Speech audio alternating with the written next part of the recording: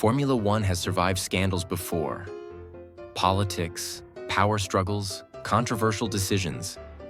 But very few moments have damaged the sport as deeply as this one. Because this wasn't about speed. It wasn't about strategy. And it certainly wasn't about racing. The 2005 United States Grand Prix wasn't just a bad race. It was a complete failure of leadership, responsibility, and judgment. In front of thousands of fans, Formula One chose to continue, even when everyone knew the race was already lost. And to understand how Formula One got to that point, we have to go back 2 days. Friday, June 17th, 2005. Indianapolis International Circuit. During the second free practice session, Ralf Schumacher lost control of his Toyota and crashed violently at turn 13. A brutal impact. So severe, in fact, that he was automatically ruled out for the rest of the weekend. But the accident wasn't a fluke. It was a warning. Turn 13 was a banked, extremely fast corner, designed for a NASCAR oval, not for Formula One cars. And there, the Michelin tires were being subjected to a lateral load for which they hadn't been designed. The problem is that it wasn't an isolated incident. Other teams using Michelin tires began to experience similar failures. And most worrying of all, Michelin didn't know exactly why they were failing. On Saturday, they tried to bring in alternative tires. It didn't work. So they made a historic decision. In a letter sent to Charlie Whiting, Michelin acknowledged that it couldn't guarantee the safety of its tires for more than 10 laps. At that point, the race was already compromised. Sunday morning, the point of no return. On Sunday at 10 a.m., an emergency meeting is held. The teams are there. Michelin is there. Bernie Ecclestone is there. Tony George is there. But someone key is missing. Jean Todt is not present. Several desperate solutions are proposed, limiting the speed at turn 13, pitting every 10 laps, or installing a temporary chicane. Everyone agrees on one thing. The chicane is the safest option, but Ferrari is opposed. And without Ferrari, Formula One comes to a standstill. According to Paul Stoddart, Flavio Briatore speaks on the phone with Max Mosley. The response is unequivocal. There will be no changes. There will be no non-championship race. There will be no concessions. They even threaten something unthinkable. If the circuit is modified, Formula One could leave the United States.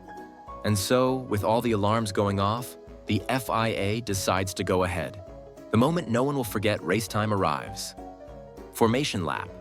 The cars pass. Turn 13 one last time. And then it happens. One by one, all the cars with Michelin tires enter the pits. Not to change tires, not for an alternative strategy. To retire. McLaren, Renault, Williams, Toyota. Bar. All out. Only 6 cars remain on the grid. 6. When the lights go out, what technically was called a race begins, but in reality was the biggest embarrassment in Formula One history. When the lights go out, the race begins, but no one in the stands applauds. No one celebrates. What you hear isn't excitement, it's confusion. And very soon, anger. 6 cars circle the circuit. The rest remain in the pits.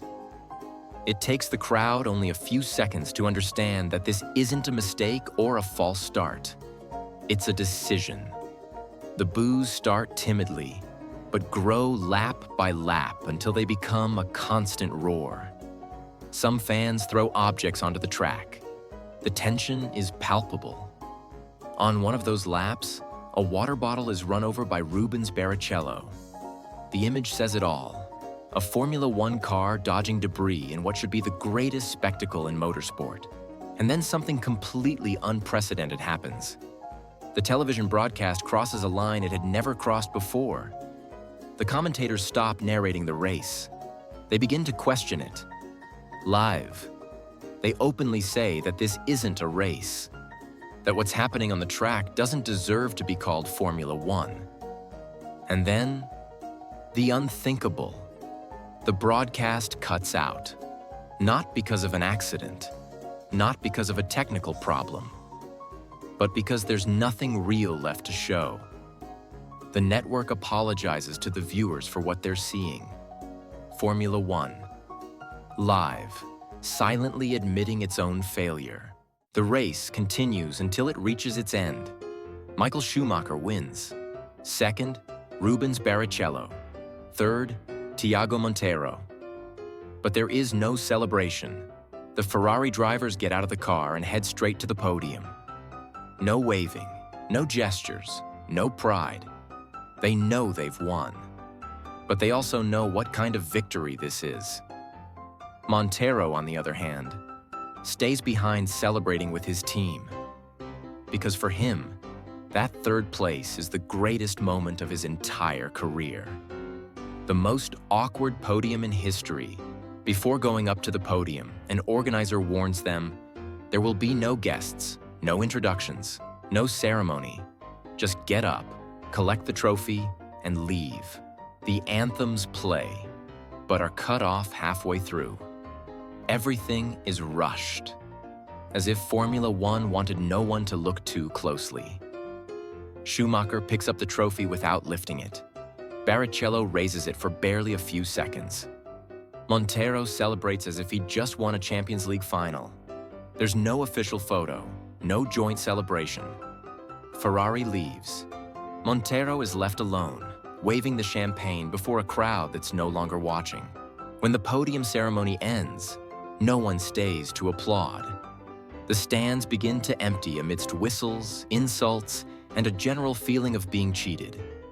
The police surround the circuit, not for sporting safety, but to prevent the outrage from escalating.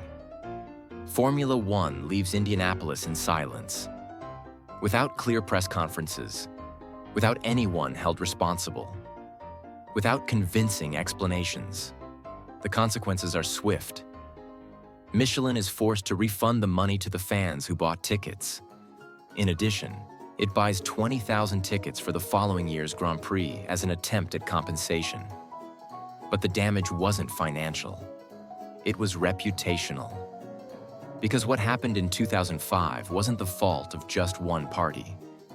Michelin failed. Ferrari refused to compromise. The FIA failed to lead. And Formula One chose to race when it shouldn't have. Nobody was up to the task. And everyone lost. For years, the United States looked at Formula One with suspicion. For many fans, that was the day the sport became disconnected from its audience. Not for lack of spectacle, but for lack of respect. Ferrari leaves. Monteiro is left alone, waving the champagne before a crowd that's no longer watching.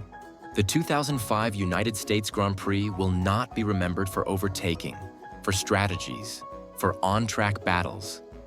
It will be remembered as the day Formula One forgot why it exists. To compete, to thrill, and above all, to respect those who fill the stands.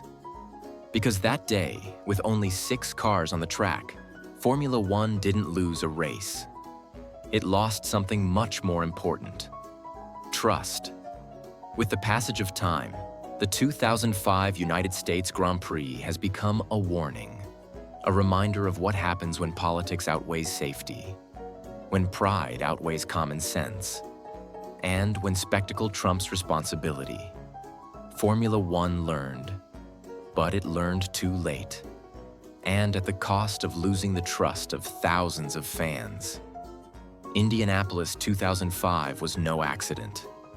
It was a decision. And that's why it remains one of the darkest chapters in the history of sport. If you remember that race today and it still makes you uncomfortable, it's no coincidence. Because there are moments that aren't meant to be celebrated, but rather never repeated. If you enjoyed this video, leave a comment with your opinion. Do you think the race should have been canceled? Or that someone should have given in? Subscribe if you want more Formula One stories told without filters and without forgetting what really matters. See you in the next video.